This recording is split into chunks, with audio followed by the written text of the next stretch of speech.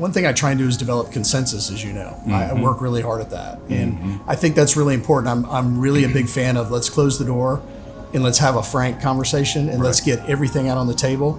I may be headed down a decision tree that's wrong. Right. And so I've got to be open to hearing an alternative to that. It helps you a lot with perspective and also, when you think you're really important, you're really not. Yeah.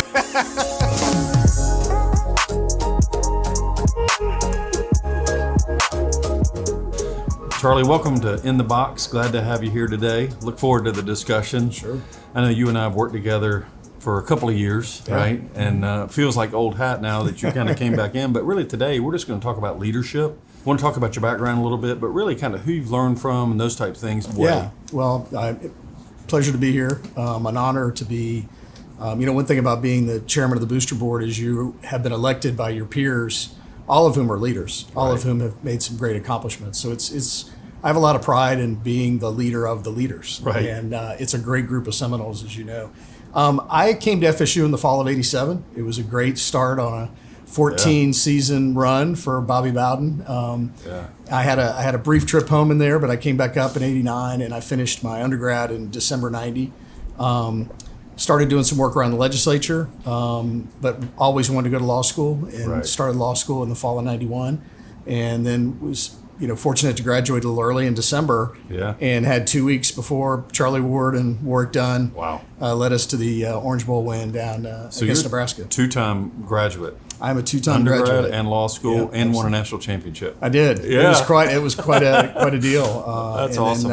Then I was involved a little bit with FSU as a donor and ticket holder, but was never really involved in Booster Board. I was really involved with McClay School, where both of my kids went. I was really fortunate there to spend a lot of time with Lawton Langford, and you all know Lawton and Beth and the whole Langford family. That's just meant so much to FSU, and I was just able to kind of work with him on that board and learn from him and absorb a lot. Right. I had one of my first bosses, Steve Wilkerson and Don Reed, two guys that meant a lot to me starting out professionally, used to always tell me, hey, God gave you 2 ears and 1 mouth for a reason.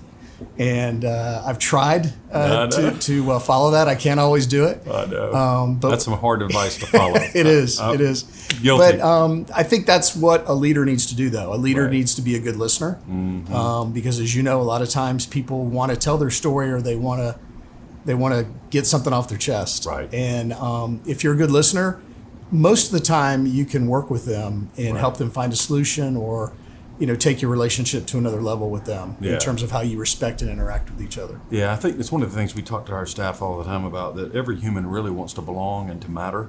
And I think as you're talking, as people talk, they just want to know that, hey, you care as much as they care. Yeah. Really, about the subject. And then they want to tell you their story. So I think that's great advice. Yeah.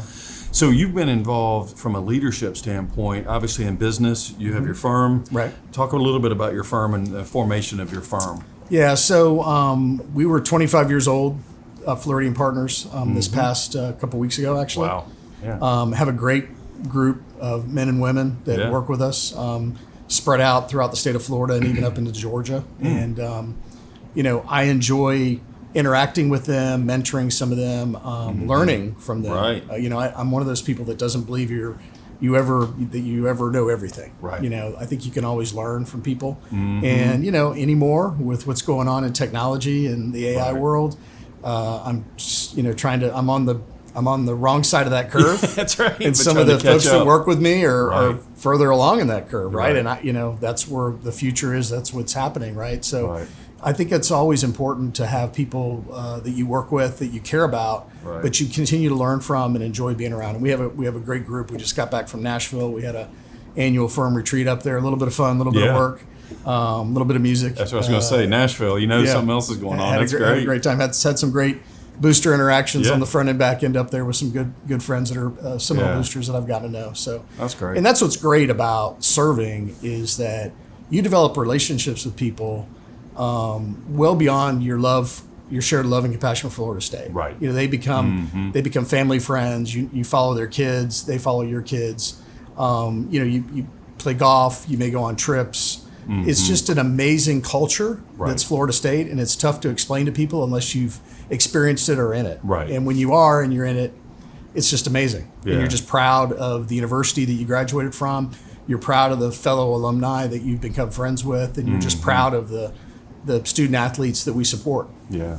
So you mentioned a couple of people that, from a leadership standpoint, you kind of emulated or followed and learned something. So talk a little bit more, maybe about them or any others, of some things that you've learned that you, to this day, it's almost like you can remember being told, "Hey, this is what you ought to do." Those type situations. Yeah. So when I was in undergrad and law school, I got to be friends with Jim King, who became Senate President, but was Mr. Jacksonville Seminole, right? Right. And just a great guy. And he was best friends with Andy Haggard, Ken Cashin, and Les Pantene. That's a group. And it was the Four Musketeers. Yeah. And I spent a lot of time with them, in and out of football games. Right. They had a suite on the original side, which was the east side over there. And Andy Haggard in particular, and I'm good friends with Mike and Becky, his two daughters, but his son and daughter. But Andy in particular got pretty serious on game day, and so they had a sign on their door for the suite that said, "Hey, you're welcome before the game, halftime, and after the game. Yeah. But when this door's closed, leave us alone. We're watching football." That's right. And quite frankly, you didn't want to be in there unless you were ready to hear some things and experience some things, because they were really in it. What I loved about that was these were all very successful and still are successful businessmen. Right. And they just had this passion on the weekends or on Saturday for FSU, and not just football, for basketball, for baseball, and everything else. Right.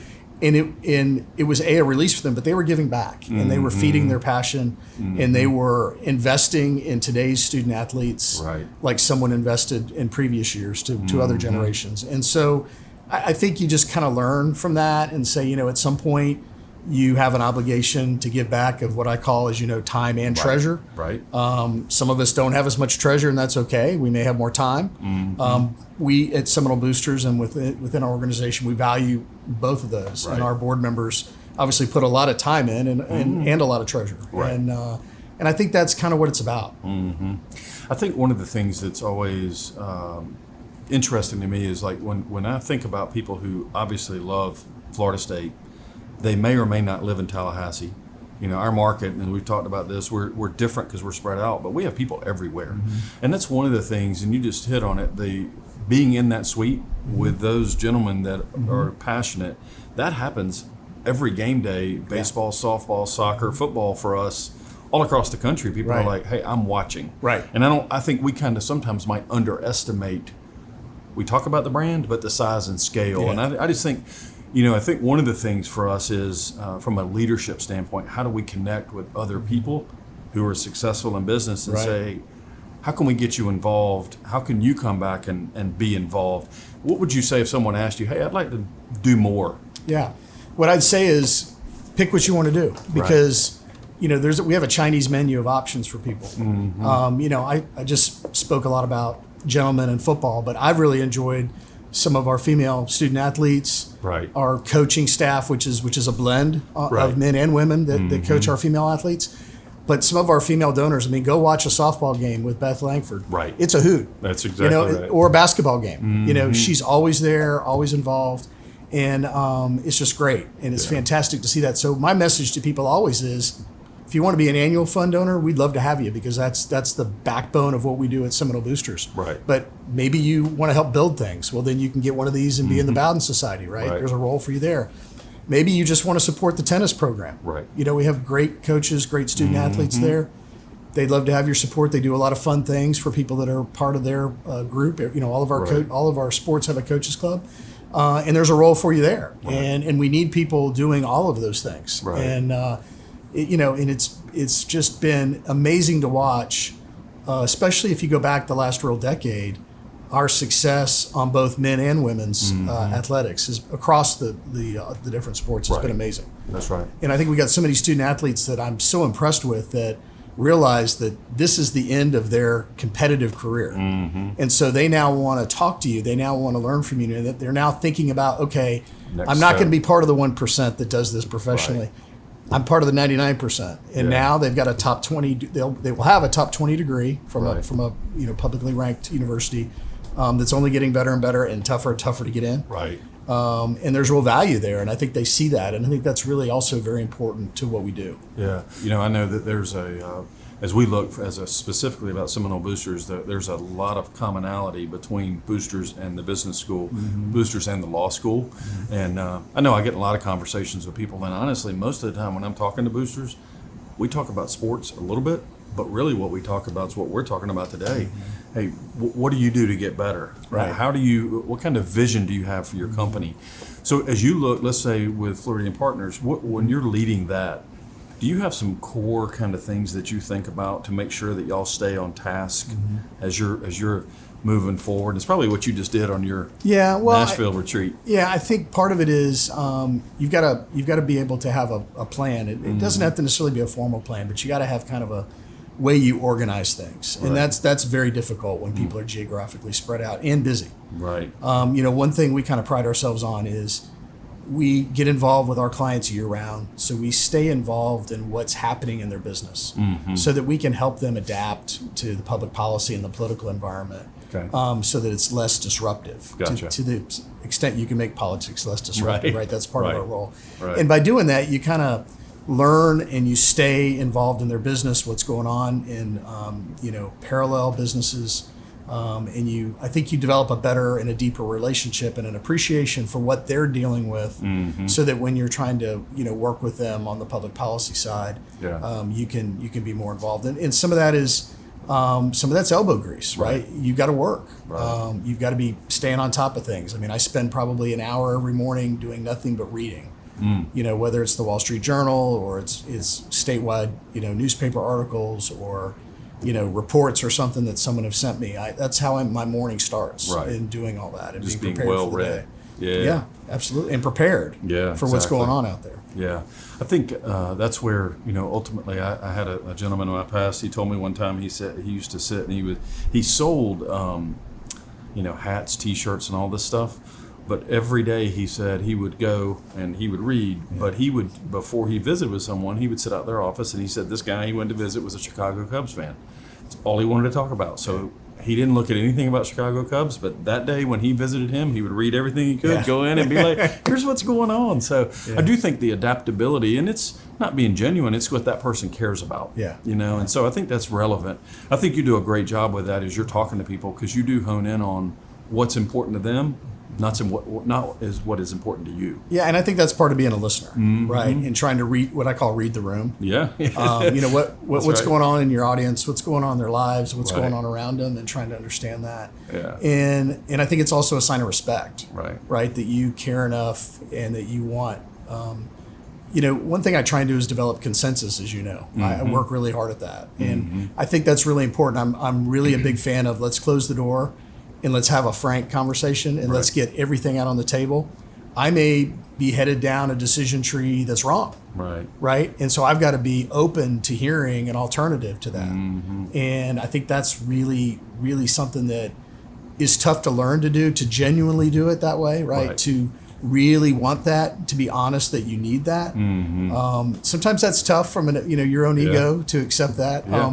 I think being married to Allison 30 years has helped, because she generally has it right and I generally have it wrong. That's right. And she could gloat a lot more than she does. There's a lot of times where I've had to go back and do something again only because I decided already how I was going to do it. But if I had maybe had a conversation. And so I think when you have that at home, and not just at home, she travels with me and we do a lot together, but it helps you a lot with perspective and also, when you think you're really important, you're really not. Yeah. Well, I guess that goes into the category of not taking yourself too serious, right? Yeah. I mean, you're thinking about, hey, other people have value, which I think is ultimately important. And I've said this before, but there have been people who've spoken to groups and I've listened to them, and sometimes they talk down. And it's one thing I really appreciate about your style is you never do that. You talk with, and you can feel that you're trying to learn as much. And so I do appreciate that about you as a leader, because I do think it's important, regardless of age, we're all learning.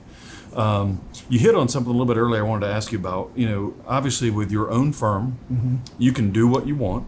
You obviously work in a space that sometimes there's government involvement, so there's some things there, but you're also involved with the university and with Boosters, where it's a group that you just can't do what you want to do per se. So talk a little bit about what that's like, and I think you hit on it, trying to build consensus, but just in general, the nuances of all the different businesses that you work with from a leadership standpoint. I think part of the thread that you'll find is people. You identify people in different positions, both from within the university system, the boosters, and in business and government, that you really gravitate towards from a respect or from a relationship perspective, right? And I think your biggest, one thing you have to do is not just have a few of them, right? You've got to have more than a few. Otherwise, it becomes like tunnel vision.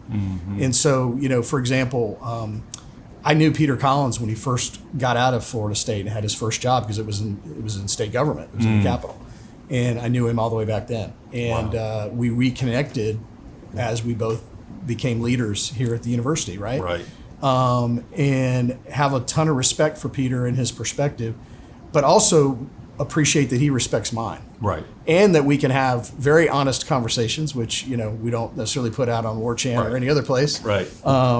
But that may sell some subscriptions if we did. But we're able to do that at a high level and at a comfort level that we can be honest with each other and help work through situations, help analyze options that we have. Right. And he, sometimes he sees something I don't see, and hopefully I every now and then see something he doesn't see. So I think when you can find people like that, and it's not just Peter, it's others, and you can really, I think, make good progress. We've got tons of people involved with the boosters that are like that. We've got tons of donors that I've become friends with that really help me through that as well. They probably don't realize how much they do help me. Right. And it's fascinating to me because it's ever evolving, right? It's never stale, and it's just amazing to me if you listen, what other perspectives people have, and you just haven't thought about that, or you haven't thought about it that way. That's right. And I think that's really a key to all this. One thing, when I watch, obviously, people, especially as they get older, you watch their kids, and they start evolving. Yeah. They were in college, and now they're not in college. And your kids, I know you've got Chaz in New York, Emily in D.C. Right. And so they kind of followed in your footsteps a little bit, but that's a sign of leadership, not only for you, but also Allison. Talk a little bit about, that evolution, because I know you're very proud of them. Yeah, Chaz, starting in 7th grade, decided to be a basketball player. That's all he wanted to do. And we fed that passion. He trained year round, was on travel teams, traveled the country, and I took a lot of time to do that, and I'm so happy I did, because you don't realize how fleeting it is. When you're doing it, you're stressed because you're trying to do work and travel and be with your son. But he was exposed to other young men that he would never would have been exposed to, many in different economic brackets and everything else. And I think it helped him as well as it helped me to appreciate what we have. Right. And he just gained so much from being a competitor and doing that and taking care of his body and having to really organize his time better, because when you're doing like travel basketball and training and also trying to, and he did get very good grades. Right. That takes a lot. And it was funny because when he decided not to play college basketball, which should have been Division II, Division III, not Division I. Right. He doesn't have those genetics. That's right. I held him back. That's right. I remember the day we were driving back from Memphis from a visit up there, and we had actually gone to the Sweet 16, which was it was Kentucky, North Carolina. I can't remember the UCLA and some. It was a great bracket there. And we were driving back, and he said, "Dad, I hope if it's okay with you, I just want to go to Florida State." And that kind of surprised me because he grew up in Tallahassee, and I didn't know, where that was headed. And he goes, "I want to go to Florida State. I want to get into finance, and they have a really good business school, and I've got bright futures, and that's what I want to do." And so that's what he did. And he finished in 4 years. And along the lines, he worked both for Governor Rick Scott and Governor Ron DeSantis. So he got some exposure to external affairs and the appointments process and everything else. But in the end, he had a goal to go to New York City. And he's now been there, I guess, almost 4.5, 5 years. Wow. And doing real well, really proud of him. Helped him out the first year, and the second year he said, "Dad, I got this." Wow. And that's an amazing feeling. Yeah, that's an amazing feeling. And then my daughter Emily, who's really amazing. She's fluent in Spanish and English. She has 2 degrees. She went to SMU, which was an interesting decision. She came down to SMU in Wake. I think, again, she grew up in Tallahassee, and it was time for her to move on. And it's really kind of funny because it's one of those things where at the beginning, you're trying to figure it out. She graduated in COVID, so there was no graduation. She goes to SMU in Dallas. It's COVID. Fortunately, they didn't shut down like Florida. They had, you went to live class every other class, so they split the classes in half.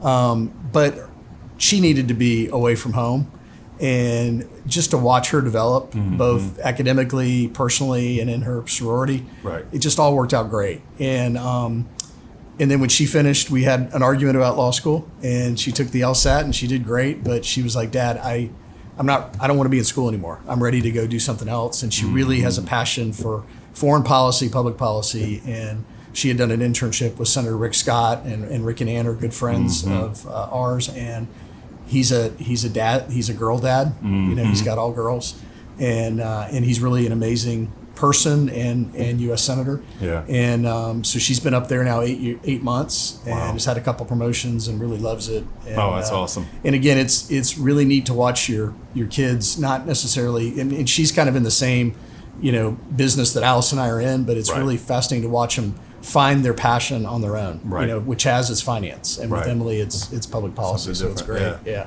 No, it's great to see. Great. Yeah. Well, great leadership. So that's good. Yeah. So earlier you talked about, you mentioned, leading the leaders. What's that like when you've got a room full, whether it's with boosters or other companies, when you've got other leaders that you're like, wow, they're really good. What's it like leading that group? It's humbling. When you look out, when you're conducting meetings, especially when we do the live meetings here with everybody, and you look at the faces that are out there, especially when a lot of the past chairs still like to come and participate, which is great. And as you know, I have a committee I formed a couple of years ago, the steering committee, which is a committee made up of former chairs, because I felt like it was important that the lessons of the past not be forgotten. And I think I've enjoyed that connectivity with a lot of them. A lot of them are good friends of mine. But I think what's really amazing about it is when I first got on the board, I was a board member for 1 year before I was asked to go on the executive committee, which is a little unusual. And but one of the reasons was when I got on the board, Lawton Langford, Bob Davis, and others got me involved right away on doing things. I was redoing the bylaws. I think I was the first non-Langford person who ever touched our bylaws, right? I mean, and Lawton let me do that, and helped me do that. And I got to learn a lot about the organization, because you learn a lot when you look at the organization's constitution and its regulations. And that helped. And of course, at that time, we were going through a lot of change. Andy Miller was moving towards retiring. I was involved in the search committee that ended up hiring Michael Alford. And of course, 18 months later, Michael's our athletic director, and now I'm involved in another search, which resulted in us hiring you. So it's like you got to participate. Andy had been here 46 years or something like that. Yeah, I mean, that was a pretty big change. And so just being able to work with Michael and then you the last couple of years about how, and both of you have very different styles, and we've talked about that before, and how you adapt and the staff adapts to their leader and to that style of leadership. And that's been a great experience. But, along the way, I've had so many people. Again, Bob Davis was my first chairman that was there for 2 years. It was great to work with. Appreciated the role that Jimmy Gerganella let me be as the vice chair. I got to learn a lot, and I was ready to step in, I think. And again, I had people like, Ken Cashin and Dr. Joe Camps and others that have just always been there to help me if I ever have a question, or every now and then whisper something in my ear, like, hey, you might want to think about this. And, and I would say that the message through all that from a leadership standpoint is that pouring into people, whether they're pouring into you or you into others, is really one of the basic formulas for leadership. And so it's very, I just kind of take that to heart, as you move forward. Well, it's like some of the changes you've done with staff reorg and how we're starting to rethink how we approach board meetings and the involvement of our board and some of the committees we're doing and the micro committees we're doing. That's the result of me trying to listen to people that are not on the executive committee, that are, really willing to put their time in, but, sometimes feel like we could be doing things better. And, there are times when that can be aggravating, but the reality is people like that are being helpful. They're making us better. by challenging us, by pointing out what we may not be doing. That's right. As well as we could do. And so that's only going to make us better. And it's about how you do that. And all of them have been very professional, both personally and professionally. They've been great. Yeah. But there's a role there. And we got a very large board, very diverse board, not just in the state of Florida, but across the country. And there's so many talented people with so many different, strengths that they bring to the table.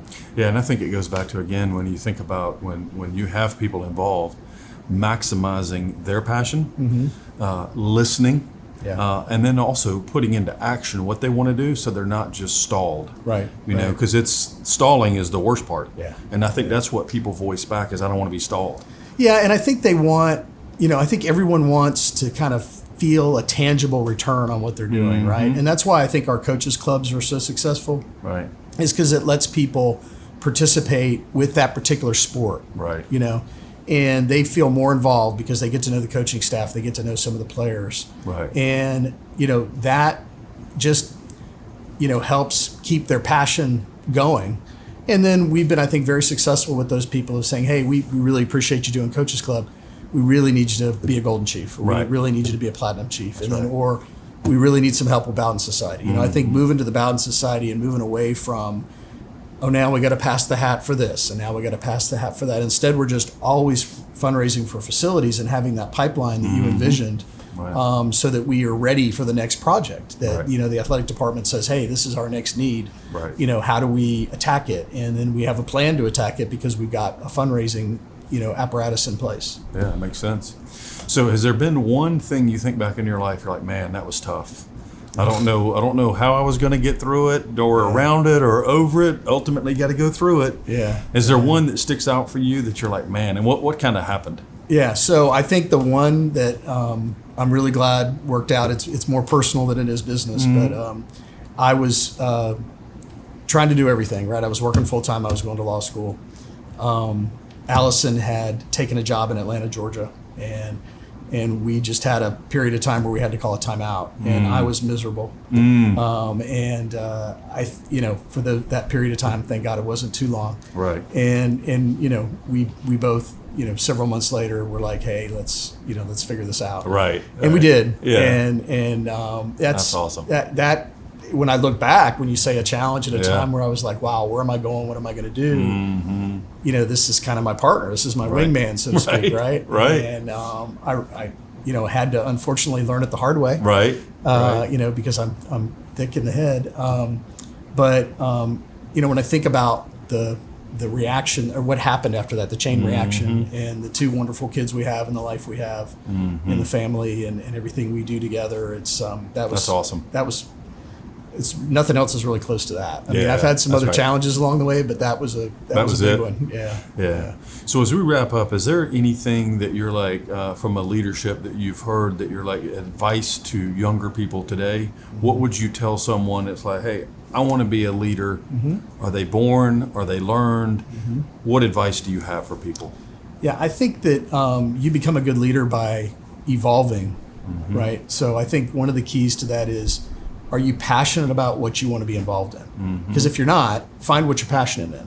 Right. Because you're not going to become a leader in that if you don't have that calling to do it, right? If it's not something. So my calling was, hey, I rushed through FSU and I really didn't give back. And when I was on the McClay board, I kind of watched and learned how you need to give back in order to make the institution even better, to make the next generation have opportunities that the ones before didn't have, right? And so when I was asked to be on this board, which has been great, I said to myself, well, here's your second chance, to be really more involved in Florida State and for an institution that really has helped provide so much for me, or at least a platform for me, to evolve both professionally and personally. And so being able to get back, and I think that, so if you want to be a leader of something, get involved or do something that you're passionate about, that you really believe in, and that you have a calling to do. Right. And you're going to be much better at it. No, that's awesome. Well, I think it makes a lot of sense because, ultimately you go where your heart goes, right? Yeah. And I think that's the key. Well, I think people can see through it. Yeah. Back to being genuine. Right. I mean, people can see through it if you're faking it. Right. And, no, that's great. It's important. Well, Charlie, I appreciate your time today. Thank you for what you do, and really enjoy working with you. And thanks for being a leader. Well, thank you. Thanks for having me. Well, I appreciate it. And thanks for everyone listening. And go Noles. Go Noles. Bye.